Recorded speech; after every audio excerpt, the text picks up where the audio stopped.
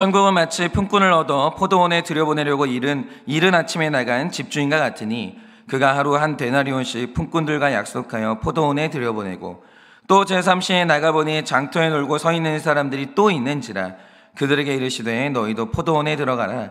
내가 너희에게 상당하게 주리라 하니 그들이 가고 제6시와 제9시에 또 나가 그와 같이 하고 제11시에도 나가보니 서 있는 사람들이 또 있는지라 이르되 너희는 어찌하여 종일토록 놀고 여기 서 있느냐. 이르되 우리를 품꾼으로 쓰는 이가 없음이니이다. 이르되 너희도 포도원에 들어가라 하니라. 저물매 포도원 주인이 청지기에게 이르되 품꾼들을 불러 나중에 온 자로부터 시작하여 먼저 온 자까지 삭슬을 주라 하니 제11시에 온 자들이 와서 한 데나리온씩을 받거늘 먼저 온 자들이 와서 더 받을 줄 알았더니 그들도 한 데나리온씩 받은지라. 받은 후에 집주인을 원망하여 이르되 나중 온 이 사람들은 1시간밖에 일하지 아니하였거늘 그들을 종일 수고하며 더위를 견딘 우리와 같게 하였나이다. 주인이 그 중에 한 사람에게 대답하여 이르되 친구여 내가 내게 잘못한 것이 없노라. 내가 나와 한 데나리온의 약속을 하지 아니하였느냐. 내 것이나 가지고 가라. 나중 온 이 사람들에게 너와 같이 주는 것이 내 뜻이니라. 내 것을 가지고 내 뜻대로 할 것이 아니냐. 내가 선함으로 내가 악하게 보느냐. 다 같이 읽겠습니다. 이와 같이 나중된 자로서 먼저 되고 먼저 된 자로서 나중되리라. 아멘. 네. 기도하겠습니다. 하나님, 오늘 이 아침에 우리를 변함없이 불러주시고 말씀을 중히 여기는 하나님의 한마디가 얼마나 중요한지 그것을 아는 큰 믿음을 허락하여 주시니 주님 너무 감사합니다. 하나님, 오늘도 말씀 앞에 서서 이 하루 또 오늘 나에게 무엇라고 말씀하시는지 그 하나님의 음성에 귀 기울이고 그 세미한 음성에 우리가 반응하고자 하오니 하나님, 오늘 이 아침에도 변함없이 말씀하여 주시고 오늘도 하나님과 연결되어 소통받고 공급받으며 이 하루를 살아내는 우리가 될 수 있도록 은혜를 허락하여 주시옵소서. 주님, 말씀하시면 잘 듣겠습니다. 말씀하여 주시옵소서. 예수님의 이름으로 기도드립니다. 아멘. 네, 여러분이 오늘 말씀이죠. 마태복음 20장 1절에서 16절을 보시면 제가 한번 이 얘기를 아마 설교를 한 적이 있는데 이 본문은 굉장히 좀 난해한 구절이에요. 근데 이게 이스라엘의 정황을 제대로 알지 않으면 풀기가 참 어려운 말씀인데 한번 잘 들어보시면 너무 좋겠습니다. 말씀을 보면 일꾼을 데리러 나갔던 이 포도원의 주인 이야기가 기록되어 있습니다. 그런데 이 본문을 언뜻 보면 은혜에 관한 이야기를 하는 단순한 본문 같은데 사실 이 본문을 들여다보면 굉장히 흥미로운 사실 하나가 숨겨져 있는 거죠. 그게 뭔가? 먼저 본문의 내용을 일단 심플하게 간단하게 한번 살펴보자 이거죠. 당시 유대인들의 노동하는 패턴을 보니까 시원한 오전 6시에 일을 시작해서 오후 6시까지 일하는 게 이들의 패턴이었습니다. 그래서 이 본문을 보면 한 포도원 주인이 포도 추수를 하면서 일꾼을 찾는 거예요. 그러니까 추수할 때는 언제나 일꾼이 너무 많이 필요하거든요. 찾는 겁니다. 그래서 하루는 인력시장에 나가서 일꾼을 데려오는데 이게 특이해요. 오전 6시에 한번 데려왔어요. 그러면 벌써 인력시장이라는 것은 그 시간에 부름을 받으려고 사람이 몰리기 때문에 그때 가가지고 데려와도 충분해요. 분명히 그렇습니다. 데려왔어요. 그런데 이 사람이 9시에 또 나갑니다. 데려와요. 그 정오에 또 나갑니다. 데려와요. 그리고 오후 3시와 5시에 또 두 번을 나가서 총 5번을 일꾼을 데려옵니다. 이 자체가 너무 이상해요. 그러니까 여러분은 일꾼 쓸 때 이렇게 하신 적 있습니까? 예를 들어서 6시에 일이 끝나요. 누가 5시에 사람을 데려와요? 그런 사람이 어디 있어요? 일을 할 게 아닌데 왜 데려오냐고요. 그러니까 오늘 본문은요, 벌써 이 자체가 너무 이상한 거예요. 6시에 충분한 인력을 데려오면 끝나는 거예요. 근데 이 사람이 그러지를 않아요. 그러니까 이 이야기의 내용으로만 따지면 오전 6시에 온 사람은 약 12시간 정도를 일했고 오후 5시에 불려온 사람은 1시간 일했습니다. 그러면 여기서 우리가 생각할 수 있는 상식이 뭡니까? 1시간 일한 사람에게 한 데나리온을 줄 거면 12시간 일한 사람에게는 다만 얼마라도 더 주던가, 그게 아니면 12시간 일한 사람에게 한 데나리온을 줄 거면 1시간 일한 사람에게는 더 적게 주는 게 우리가 생각하는 정의죠. 그런데 오늘 말씀에 나오는 이 주인의 행동이 뭡니까? 12시간 일한 사람과 1시간 일한 사람에게 똑같이 한 데나리온을 주는 거예요. 그러자 12시간 일하는 사람들이 불평이 나오죠. 이런 게 어디 있습니까? 일한 양이 다른데 어떻게 이럴 수가 있습니까? 불공평하다고 원망을 하는 거예요. 그런데 이때 주인이 보인 반응이 뭡니까? 내가 애초에 너에게 한 데나리온 주겠다고 약속하지 않았냐?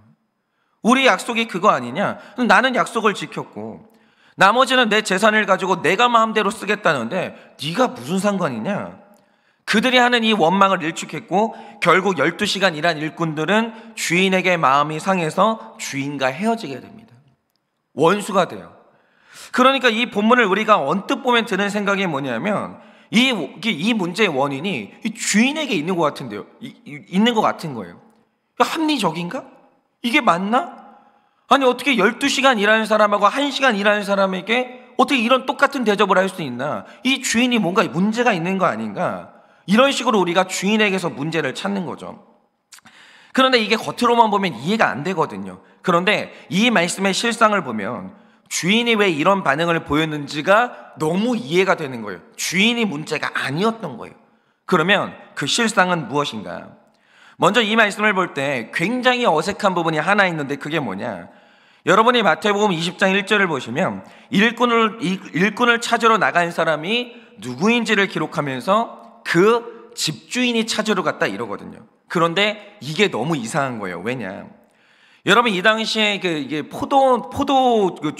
포도주라는 것은요, 이스라엘 사람들한테 그러니까 마실 수도 있고 안 마실 수도 있는 게 아니라 마셔야만 되는 필수품이에요. 그래서 이 당시에 이스라엘에서 포도원을 가지고 있다 굉장한 부자였습니다. 그래서 성경에서 포도원과 관련된 기사가 나올 때 언제나 실무를 하는 사람이 누구냐? 그러니까 주인이 하지 않아요. 내 밑에 있는 사람이 얼마나 많은데 뭐 주인이 그 실무를 해요. 월급이나 주지. 언제나 포도원 주인이 있을 때 실무를 하는 사람은 종들이에요. 예를 들어서 마태복음 21장으로 넘어가면 포도원 주인이 농부들에게 일을 맡기고 그는 외국에 나가요. 놀러 나가는 거예요. 이게 그 당시의 현실이었습니다. 농사는 그냥 와가지고 열매로 그냥 따지면 되는 것이고 그냥 그 농부들에게 맡기고 주인은 그냥 외국에 놀러 가는 거예요. 그리고 추수 때 돌아와서 열매를 받게 되는데 이때 열매를 받으러 가는 사람이 누구냐? 그것도 주인이 아니에요. 그 밑에 있는 종이에요. 그리고 마태복음 22장을 보면 한 임금이 혼인잔치를 하면서 손님들을 초청하거든요. 그런데 초청하러 나가는 사람이 누굽니까? 주인이 누가 나가요? 종들이 나가죠. 마찬가지로 포도원에 필요한 일꾼들을 뽑는다고 할 때 주인이 직접 나가는 경우는 없어요. 언제나 종들이 뽑으러 나가는 겁니다. 주인이 자, 몇 명 필요해? 몇 명 뽑아오는 거예요. 그런데 이상하죠. 오늘 말씀을 보면 그러니까 주인이 안 나가요. 그러니까 종이 나가는 게 아니라 주인이 나가서 직접 뽑아오는 거예요. 그러면 이게 말하는 게 뭔가? 여러분 이렇게 한 이유가 뭔지 아십니까? 이스라엘은 너무 더운 나라이기 때문에 포도 추수를 할 때 재빨리 추수를 해야 됩니다. 안 그러면 벌써 발효가 되면서 상해버려요. 그래서 이미 추수에 필요한 일꾼들은요, 이미 종들이 다 뽑아놨어요. 이미 다 뽑아놨습니다. 그런데 일꾼들이 다 뽑혔다는 것은 구인 활동이 완전히 끝난 시기라는 거예요. 그러니까 종들이 뽑는데 뽑히지 못한 사람은 이제 일을 구할 수가 없는 거예요. 그러니까 주인이 나갔다 이 말 뜻이 뭐냐면 이전에 이미 종들이 뽑을 사람 다 뽑아놨다 그 뜻이에요. 그 전제가 있는 거예요. 그런데 여기에서 중요한 건 뭐냐? 추수에 필요한 일꾼을 뽑는 건 종의 권한으로는 할 수 있어요. 거기까지는 종이 할 수 있습니다. 그런데 만약 이미 필요한 사람을 다 뽑았는데 복지의 차원에서 추수하는데 필요하지도 않은 일꾼들을 추가로 뽑는 것과 몇 명을 더 뽑을지의 문제부터는 그건 종의 권한이 아니에요. 여러분 복지의 문제는요, 소득 없이 오직 손해를 보고 베풀어야 되는 문제이기 때문에 이때부터는 완전히 주인의 권한이에요. 종은 여기에 권한이 없다는 거죠. 그래서 이 본문을 보면요, 종이 아니라 주인이 직접 사람을 뽑으러 간 거예요. 그러니까 오늘 말씀에 뽑히는 사람, 주인에게 뽑히는 사람은요, 일꾼이 아니에요. 그냥 복지 차원에서 아예 일을 못 구한 사람들, 이제 쫄쫄 굶게 생긴 사람들 있죠. 불쌍해서 뽑아주러 나간 거예요. 필요한 일꾼이 아니라는 거죠. 그러니까 이게 뭘 의미하냐면 주인이 뽑은 사람들은 시간에 상관없이 전부 다 이미 일할 기회를 놓친 사람들이에요. 이미 버려진 사람들이에요. 1시간 일하는 사람만 늦은 게 아니고요, 12시간 일하는 사람도 이미 늦은 사람이에요. 다 인력시장에서 버려진 사람이었다는 거죠. 그리고 진짜 힘든 일은요, 이미 이전에 종들이 뽑은 사람들이 다 한 거고, 이날 뽑힌 사람들은 힘든 일을 한 게 아니에요. 그냥 남아있는 찌꺼기 그냥 치워주고 은혜로 돈을 받은 거예요. 다. 그러니까 1시간 남겨놓고 부름받은 사람도 은혜 받았지만 12시간 전에 이 부름받은 사람도 이 사람도 은혜 받은 사람이에요. 12시간 일하는 사람은 대가를 받은 사람이 아니고 똑같이 다 은혜 받은 사람이에요. 12시간 일하는 사람이나 1시간 일하는 사람이나 인력시장에서 똑같이 버림받은 사람들이었어요. 그런데 여기에서 문제가 뭐냐, 오전 6시에 온 사람이 1시간 일하는 사람보다 더 많이 일한 건 사실이거든요. 그러나 이미 늦은 사람이 처음 부름받았을 때는 분명히 기적이 일어났다고 하면서 그렇게 감사했을 겁니다. 난 이미 버림받았는데, 인력시장에서 버림받았는데 아무도 나를 뽑을 사람이 없는 거 나도 알고 있는데 혹시나 해가지고 인력시장에 나와 본 거예요, 아침에. 근데 세상에 추수시간이 다 끝났는데 나를 불러주는 거예요. 그러니까 처음에요, 오전 6시에 부름받았던 그 사람이 엄청나게 감사했을 겁니다. 감사합니다, 감사합니다, 너무 고맙습니다, 진짜 감사했을 거예요. 그런데 지금은 태도가 싹 바뀌었는데, 지금은 그 알량한 일 몇 시간 좀 더 했다고 감사는 사라지고 완전히 불평만 남아버린 거예요. 그러니까 이걸 적용하자면 이 땅에서 살아가는 우리는 전부 다 죄인이라 한 사람도 빼놓지 않고 우린 다 천국에 못 들어가요. 여러분, 목사는 교회에서 봉사한 시간이 좀 많으니까 목사는 자기 행위로 천국 들어갑니까? 여러분, 초신자는 일한 시간이 적으니까 그 사람들도 역시 천국에 못 들어가요? 그런 거 아니에요. 여러분, 모든 인간들은요 어차피 천국에 못 가요. 아무도 못 가요. 여러분, 어제도 제가 말씀드렸지만 아브라함도 육신으로는 천국 못 가요.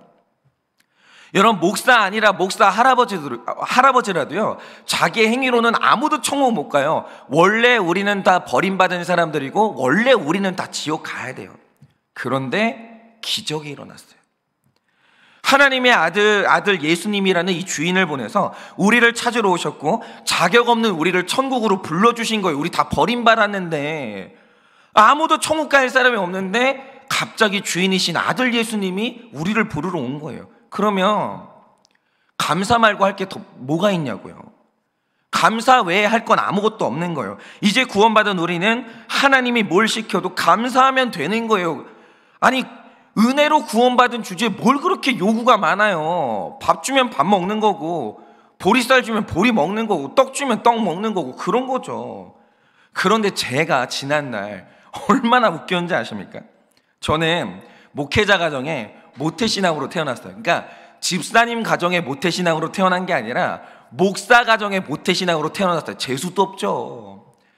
아니, 어쩌다가 하필이면 교회에 그렇게 많은 교인들이 있는데 한 명 있다는 목사 아들이 저냐고요. 하필이면. 그것도 있잖아요. 작은 교회는요 그 교회에서 제일 가난한 사람이 담임 목사예요. 근데 왜 그게 나냐고요. 그 아들이. 제가 그렇게 태어났어요. 그리고 제가 제 의지랑 상관도 없이 억지로 경건하게 살았어요. 예를 들어서 저 어릴 때 주일날 아침에 늘 했던 게 뭐냐면 디즈니 만화가 있어요. 그게 얼마나 재미있는 줄 아십니까? 근데 하필이면 그거 하는 주일날 아침 시간이 주일학교 예배 시간이었어요. 울면서 갔어요. 울면서. 너무 가기 싫어가지고. 뭐 어쩌겠어요. 우리 아버지가 담임 목사님인데 갔죠. 내가 경건해서 예배 드리러 간 게 아니라 우리 아버지가 목사님이니까 억지로 끌려간 거예요. 제가 주일에 교회 안 가거나 술 담배를 한다, 전 집에서 쫓겨나요. 예수 믿는다고 핍박받는 인생이 아니라 예수 안 믿으면 핍박받는 인생을 살았어요. 그러니까 저는 제 의사와 상관없이 경건하게 살았죠.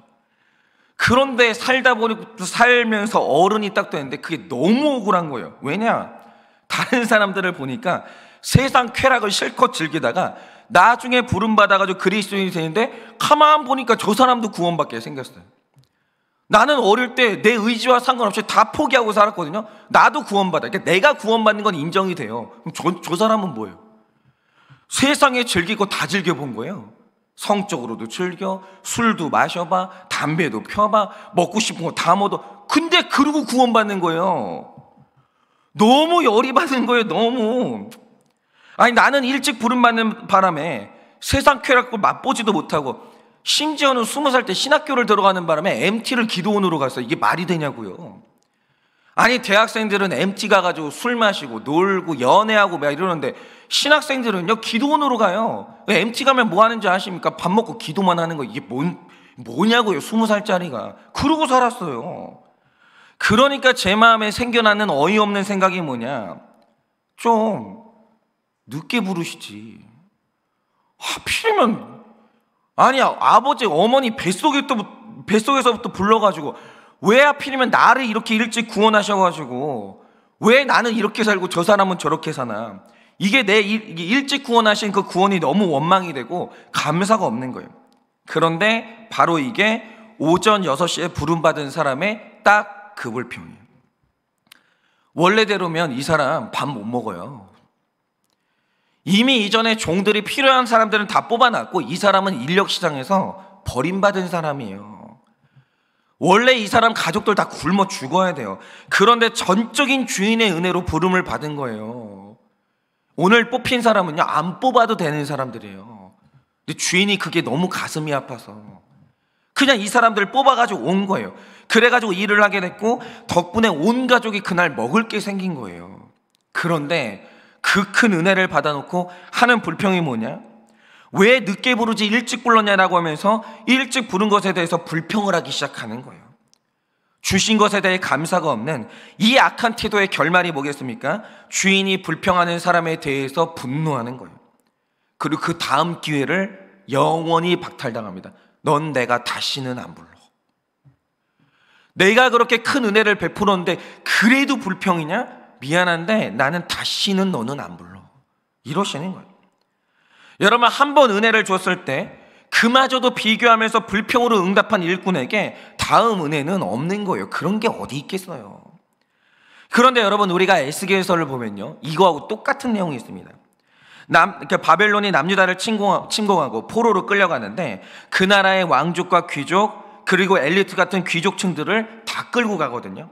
다시 말해 이스라엘의 목자들을 끌고 갑니다. 그런데 왜 하나님께서 남유다를 치실 때 가장 먼저 목자들을 치셨겠습니까? 우리가 이스라엘의 역사를 잘 알지만 원래 이스라엘은 나라가 아니에요. 그러니까 그냥 야곱의 가족들이 모여서 만든 한 부족이거든요. 그러니까 원래 이스라엘은 나라가 될 수 없는 굉장히 초라한 민족이었습니다. 그래서 이들이 얼마나 초라했는지 근동지방 사람들이 이스라엘 사람들을 손가락질하면서 아유 저 하비루 이렇게 불렀거든요. 여기에서 히브리라는 명칭이 등장했는데 하비루의 뜻이 뭡니까? 먼지를 뒤집어 쓴 자, 이 뜻이에요. 비천한 자들. 그러니까 엄청 천한 자들을 묘사할 때 쓰는 단어가 뭐냐가 하비루예요. 우리 조상들이 누구냐가 하비루예요. 우리 조상, 그러니까 믿음의 조상들이요, 뭐 박역것의 왕족이 아닙니다. 여러분, 그리스도인들은요 우리 조상이 아브라함인데 먼지 뒤집어 쓴 자들이에요. 우리 다 노비 출신 후손들이에요. 그거 아십니까? 그런데 근동지방 사람들이 보는 히브리 민족이 이렇게 초라했다는 거죠. 저것들이 뭘 하겠나. 그러니까 우리 조상들은요 혼자 생존하지도 못하고 이집트에 들어가가지고 종으로 살았던 거예요. 그러면 그들이 이집트의 종으로 살면서 가졌던 소원이 뭐겠습니까? 우리도 하루만 자유를 가져봤으면, 우리도 딱 하루만 내가 먹고 싶을 때 먹고 내가 자고 싶을 때 자고 내가 일하고 싶을 때 일하는 그 소원을 하루만 가져봤으면, 이게 우리 조상들의 소원이었어요. 그리고 나도 내 나라를 가져봤으면, 나도 내 땅을 좀 가져봤으면, 이게 소원이었다라는 거죠. 그런데 놀라운 사실이 뭡니까? 하나님께서 그 먼지 뒤집어 쓴 하비루들한테 이 소원을 들어주신 거예요. 자유 없이 살던 노예들에게 자유를 주셨고요, 양떼와 같은 백성들을 주사 한 나라가 되게 하셨고요. 그런데 여기에서 이스라엘 사람들이 보여주는 모습이 뭡니까? 자유 없이 살다가 자유를 줬어요. 그런데 여러분, 자유가 좋기는 한데 자유가 대가가 없는 건 아니죠. 자유를 얻으면 반드시 세트로 따라오는 게 뭡니까? 책임이에요.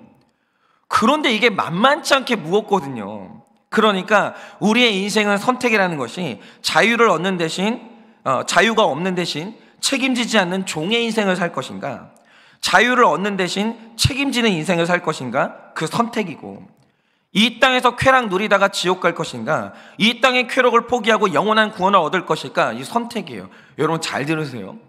쾌락도 누리고 천국도 가고 그런 건 없어요. 다 거짓말이에요. 다 거짓말이에요.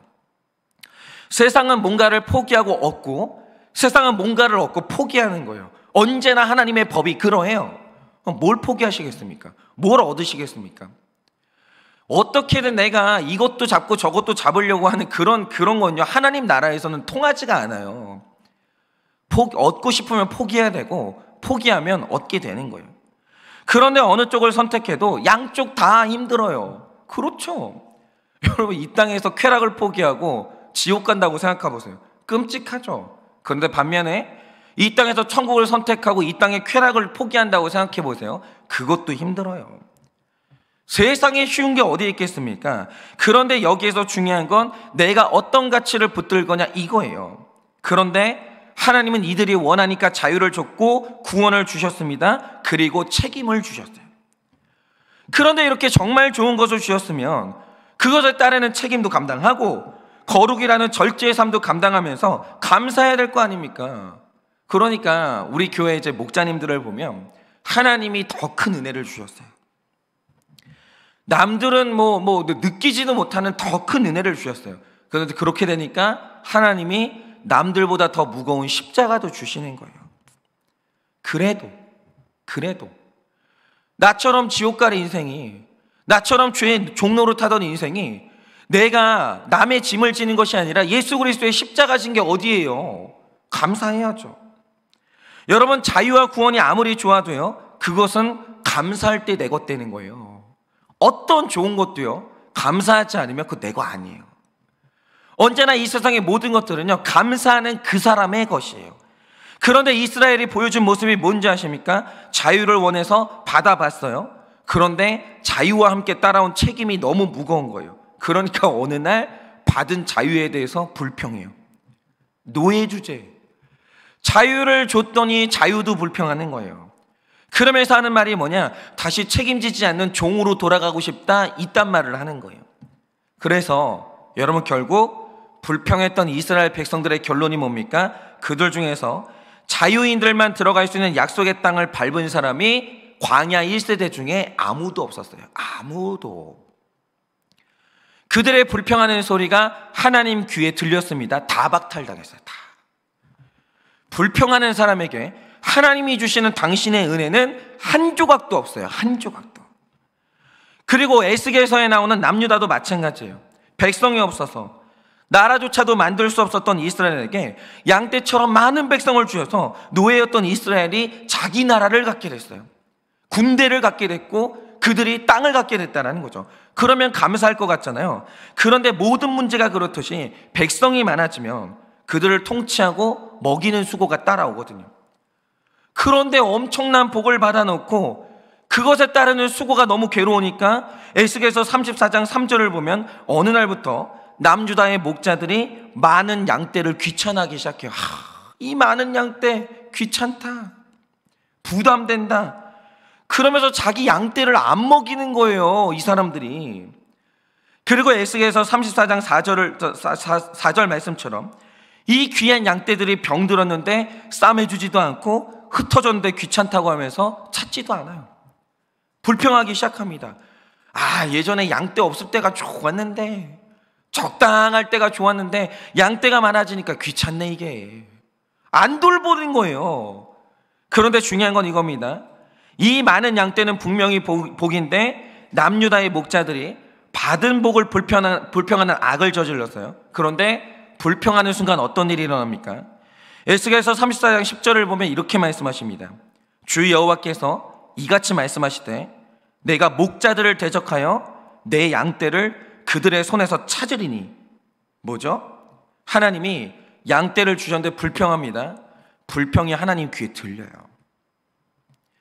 여러분, 말씀을 보면 되게 무서운 구절인데 그게 뭐냐면 내 귀에 들린 대로 내가 그렇게 해줄게. 말씀에 있어요.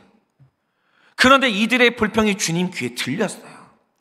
그러자 하나님이 말씀하시는 게 뭐냐? 내가 네 소원 성취해 줄게. 그러면서 다 뺏어 가십니다. 그리고 말씀처럼 뺏은 것을 누구에게 주시냐? 그 양떼를 사랑하고 감사하는 사람에게 옮겨다가 주시는 거예요. 이걸 흔히 말해서 촛대가 옮겨진다고 하는데, 뭐가 됐든지 간에 우리가 하는 모든 불평은 주님의 귀에 들려요. 그리고 하나님이 다 뺏어 가십니다. 그 뺏으신 것을 누구에게 주시냐? 오늘 이 땅에서 감사하는 자들에게 주시는 거예요. 여러분, 그 대표적인 예가 바로 자녀인데, 제가 이 청소년 사역을 하다가 가출하는 아이들을 만나서 대화를 할 때가 있었거든요. 그러면 여러분, 하나 여쭤볼게요. 아이들이 왜 가출하게요? 왜 가출할까요? 부모님들이 애가 없을 때는 그렇게 아이 갖기를 소원하면서 새벽 기도까지 하면서 아이 달라고 그렇게 기도해요. 그런데 그렇게 소원했던 자녀가 태어나요. 어떤 일이 생기는 줄 아십니까? 엄마나 아빠 둘 다 자유가 박탈돼요. 얼마나 힘든데요. 여러분, 갓난아이들 엄마들은요, 밥 먹을 시간이 없어요. 화장실 갈 시간도 없어요. 자유가 다 박탈됩니다. 그리고 아버지들은요, 그때부터 마음의 부담이 엄청나요. 입이 하나 늘어나는데 엄청난 부담감이 생기는 거예요. 그러니까 제가 경험해본 바, 세상에서 가장 큰 기쁨은 자녀거든요. 그런데 한 사람의 인생에서 자녀가 생긴다는 것은 무조건 복 받은 거예요. 무조건. 그런데 중요한 건 그 복이 임하는 순간 모든 부모는 대가를 치러야 돼요. 혹독한 대가를 치러야 돼요.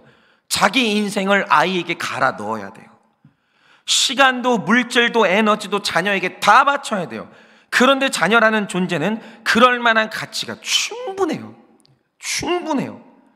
그런데 우리의 어리석음이 뭐냐? 내가 너무 원해서 하나님의 기도 응답으로 자녀를 주셨는데 키워보니까 힘들어요. 내가 포기해야 되는 게 너무 많아요. 그런데 그게 아무리 힘들어도 이걸 당연하게 생각하면서 주신 자녀의 복을요, 감사함으로 받는 사람들 얼마나 많은지 몰라요. 감사하게 기르고 말씀으로 기르고 너무너무 아끼고 먹이는 거예요. 흩어지면 찾으러 가고. 그런데 대개 개 중에 어떤 분들이 있냐? 은밀한 마음으로 자녀가 생긴 것에 대해서 후회해요. 처녀 쪽이 좋았는데, 총각 시절이 좋았는데, 이 애가 없을 때 내가 누렸던 그 마음껏 했던 그 소비 생활 있잖아요. 그게 너무 그리워지기 시작해요. 그리워지는 거죠. 그러면서 왜 말을 잘 듣는 순한 자녀가 아니라 이렇게 예민하고 힘든 자녀를 주셨는가? 너는 왜 그러는가? 나는 솔직히, 이게 무의식에 일어나는 생각들이에요. 나는 솔직히 네가 없을 때가 좋았다. 그러면서 애를 여기저기 맡기기 시작해요. 왜 맡깁니까? 맞아요. 힘들어서 맡기는 거 맞는데 그 마음속에 그 아이를 원치를 않는 거예요. 받은 복을 불평하는 분들이 있어요. 그러면서 목자인 부모님이 자녀라는 내 양을 사랑으로 안 먹이기 시작해요. 애들이 사랑으로 배고파지기 시작해요. 그러니까 많은 어른들이 착각하는 게 뭐냐? 자녀를 기를 때 제일 쉬운 게 뭔지 아십니까? 돈 주는 거예요. 알량한 돈 줬다고 큰일 한 것처럼 여러분 그렇게 착각하지 마세요. 자녀 길러본 사람들은 다 알아요. 자녀 양육할 때 제일 쉬운 게 뭔지 아십니까? 돈 주는 거예요. 그리고 애들 기분 잠깐 좋게 만들어주면 내가 할 거 다 했다고 착각하시는데 천만의 말씀이에요. 돈 주는 게 제일 쉬워요. 키즈 카페 가가지고 돈 주고 놀아 풀어놓는 거, 그게 제일 쉬운 거예요. 옷 사주고 장난감 사주고 학원 보내준 걸 되게 큰 사랑으로 생각하고 내가 되게 큰 게 뭐 했다라고 생각하시는데 사실은요, 편하려고 돈 쓰는 거예요. 아닙니까? 우리 다 편하려고 돈 쓰잖아요. 여러분, 돈 안 쓰고 내가 감당하는 분들 되게 많아요. 근데 우리가 왜 돈 그렇게 힘들게 벌어가지고 왜 아이한테 씁니까? 솔직히 내가 편하려고 돈 쓰는 거예요. 그러니까 요즘 세상에서 돈을 쓰면 쓸수록 부모님들이 애들 되게 편하게 키우는 거예요. 반면에 자녀 양육에서 제일 힘든 게 뭐냐면 내 사랑 주고 시간 함께 보내주고 몸으로 놀아주는 게 제일 힘들어요. 돈을 안 쓰잖아요. 급격하게 힘들어져요. 아이가 하는 말 끝없이 들어주고 맛있는 음식 만들어서 같이 먹어주고 이렇게 나를 통째로 갈아서 주는 게 사랑인데 이거는 돈으로 해결이 안 되는 거예요. 그렇게 어려운 게 사랑인 거예요. 그런데 많은 부모님들이 간혹 짓는 죄가 뭐냐? 자녀라는 양떼가 생길 때는 감사했는데 막상 사랑을 주는 수고를 감당해 보니까 너무 힘든 거예요. 어느새 불평이 나와요. 없을 때가 좋았는데. 돈 써서라도 내가 편해지고 싶은 거예요. 근데 자녀들이 이걸 모르냐? 알아요. 죄송한데 애들은 안 속아요. 다 알아요. 그러니까 많은 부모님들이 받은 복에 대한 받은 복에 대해 불평하는 심판으로 어떻게 되냐? 어느 날 커보니까 세상에 내 자녀들을 뺏겨요. 애들이 집을 안 들어와요. 왜냐? 부모보다 친구가 나를 더 좋아해 주거든요. 부모는 나를 안 반겨요. 귀찮아요. 저리 좀 가라고 그래요. 근데 친구들은 나랑 하루 종일 있어 주거든요. 게임에 나의 자녀를 뺏기고 유혹하는 이성에게 내 자녀를 뺏기는 거예요. 구원도 마찬가지입니다. 내가 천국 가는데 그게 무조건적인 복이 아니고 뭐예요? 무조건 복이에요. 그런데 문제는 구원의 결론이 거룩인데 100% 죄인인 우리가 거룩하게 사는 게 너무 귀찮아요. 너무 힘들어요. 그래도 받은 구원에 감사할 때 그 감사가 구원을 내 것으로 만들게 되는 거거든요. 그런데 받은 복의 대가가 무겁다고 불평하기 시작해요. 불평하기 시작해요. 그러면 받은 복을 다 뺏기는 겁니다. 그러니까 여러분이 한번 경험을 해보세요. 불평하는 사람 곁에는 아무것도 남지 않아요. 아무것도 남지 않아요. 불평하는 아내 옆에 남편이 질려서 도망가요. 불평하는 남편 곁에요, 아내들이요, 질려서 짐을 싸가지고 도망가기 시작해요. 불평하는 부모 밑에 살아보세요. 아무리 성적을 받아오도 네 위에 2명이나 더 있네, 1명이나 더 있네, 100점 맞을 수 있는 거 왜 이번에 99점 맞았어? 계속 불평해 보세요. 한번. 자녀들이요 다 도망가요. 다. 불평하는 사람 옆에 남아있을 수 있는 사람은요 아무도 없는 거예요. 아무도. 그래서 오늘 이 아침에 여러분께 여쭤보고 싶은 게 있어요. 여러분, 이 세상에 우리가 받는 모든 복은요 대가가 있어요. 언제나 무거운 대가가 있다는 거죠. 그럼에도 불구하고 감사함으로 취하시겠습니까? 아니면 불평하시겠습니까? 여러분, 오늘 지금까지 여러분이 여기까지 쭉 살아오셨는데 여러분은 불평하셨습니까? 감사하셨습니까? 여러분, 감사도 하나님의 귀에 들리고 불평도 하나님의 귀에 들려요. 감사하는 자에게 하나님은 계속해서 얹어주시는 거예요. 그런데 불평하는 자에게 하나님은 다 뺏어가신다라고 합니다. 여러분의 하루는 어떠십니까? 지금까지 여러분의 인생은 어떠셨어요? 만약 나의 삶에 남은 사람이 없고 남은 것이 없다, 이유가 뭔지 아십니까? 잘 생각해 보세요. 여러분이 불평하신 거예요. 그런데 이상하죠? 왜 하나님이 자꾸 나에게 어려운 모건들을 주시나? 왜 하나님이 자꾸 나한테 어려운 사명들을 주시나? 왜 자꾸 나에게 주실까? 이유가 뭔지 아십니까? 감사하셨기 때문이에요. 그런데 하나님은 감사하는 사람에게 십자가만 주지 않아요. 행복도 주시고 하나님께서 귀한 은혜도 주시고 이 땅의 것들로도 채워주시는 거예요. 그러므로 오늘 말씀의 결론이 뭡니까? 감사하세요. 감사하세요. 힘들죠? 어렵죠? 저도 어려워요. 목회하는 게 되게 힘들어요. 근데 저한테 속지 않으려고 합니다. 저는 한일교회를 감사할 겁니다. 내가 만나는 모든 사람들을 감사할 겁니다. 한 명도 놓치지 않고 하나님이 주시는 복으로 다 받아들일 겁니다. 내가 만나는 모든 사람들은 다 복이지 저주가 아니에요. 감사할 겁니다. 저는 다 누릴 겁니다. 그게 저의 욕심이에요. 그리고 여러분도 그러시기를 바랍니다. 오늘부터 불평 금지예요. 그래서 불평을 내 입에서 끊어짐으로 말미암아 내 삶에 하나님이 주시는 복들이 풍성하게 머무는 그 하루 되시기를 예수님의 이름으로 축원을 드립니다. 제가 이 시간에 기도하고 축도함으로 마치겠습니다. 기도하겠습니다. 하나님, 지난날 제가 너무나 무지해서 하나님이 복을 주실 때마다 그렇게 불평했습니다. 그런데 불평하는 인생을 살다가 정신 차려 보니까 제 곁에 남은 것이 아무것도 없습니다. 주님, 제 삶의 결론입니다.